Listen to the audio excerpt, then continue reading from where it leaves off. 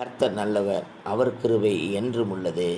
எனக்கருமையான தேவஜனமே, வாலிபர்களாக இருக்கிறேன் என்பது நீங்கள்லாம் ஒரு அல்லேலூயா சொல்லலாமா? இல்லை பாஸ்டர், நான் வாலிபன் இல்லை என்கிறீர்களா?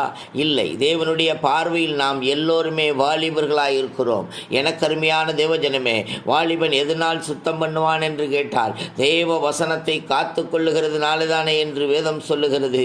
எனக்கருமையான தேவஜனமே, வேதவசனத்தை ஏற்றுக்கொள்ளுங்கள், வேதவசனத்தை அபியாசப்படுத்துங்கள், வேதவசனத்தின்படி நடங்கள், வேதவசனத்தை அநேகருக்கு பிரசித்தப்படுத்த. ஆமென். அப்பொழுது ஆமென், தேவனாகிய கர்த்தர் நம்மை சுத்தமாக வைப்பார், நம்மை பரிசுத்தத்துக்கு நேராய் கொண்டு போவார்.